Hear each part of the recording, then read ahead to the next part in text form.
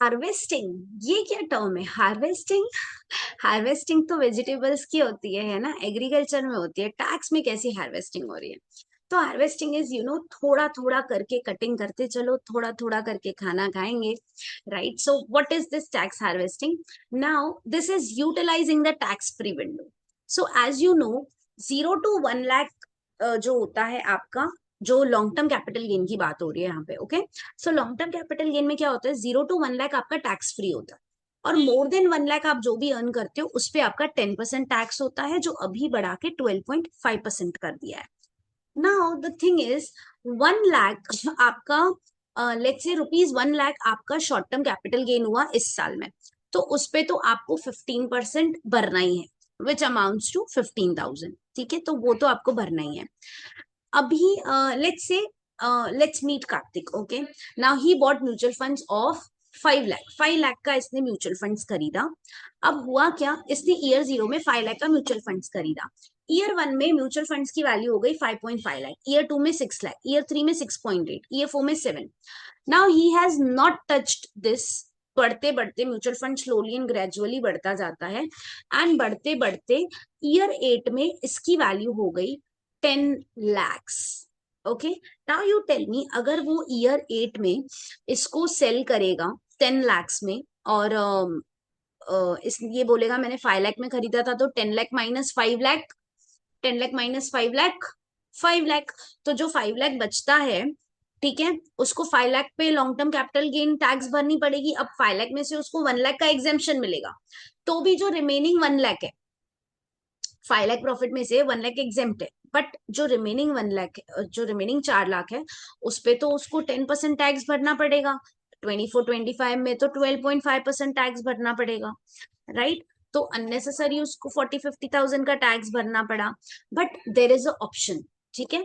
अब अगर वो रेगुलरली बुक करता था प्रॉफिट्स और री इन्वेस्ट करता था same time, immediately same time, मतलब सेल किया बाय किया, सेल किया बाय किया, अगर वो ये करता था, फॉर एग्जाम्पल ईयर 2 में जब सेल वैल्यू 6 लाख थी, बाय वैल्यू 5 लाख बोल के बोलता था, 6 लाख में बेच देता था, ठीक है, और रीपरचेस कर लेता था, तो प्रॉफिट बुक हो जाता था। वैसे क्या, इतने दिनों, इतने सालों तक अनरियलाइज्ड प्रॉफिट्स रह गया। अब इसने क्या किया,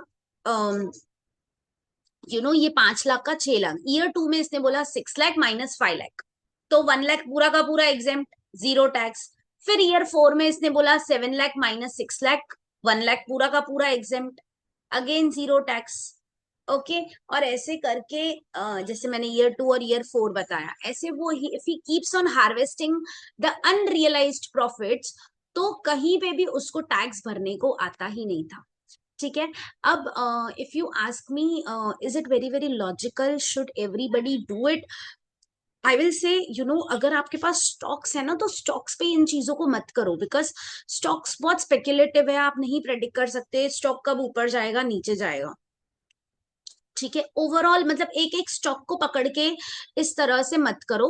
हो सकता है ऐसे ग्रेजुअली नहीं चलते हैं, 4 5 6 7, वो स्टॉक नीचे भी आ सकता है उसका प्राइस, तो ये चीज वहां पे इतना अच्छे से काम नहीं करेगी। But let's say mutual fund है, तो पूरा म्यूचुअल फंड अगर आप ओवरऑल देखोगे, तो वो धीरे धीरे मार्केट के साथ ही ऊपर चलता है। So if you are doing it in the case of equity oriented mutual funds, this can work.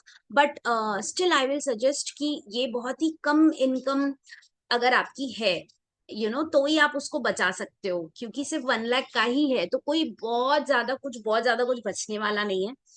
But हाँ, मतलब यू कैन सेव, अगर आप बहुत लॉन्ग टर्म म्यूचुअल फंड्स करते हो, तो you can save, you can take the benefit of this idea.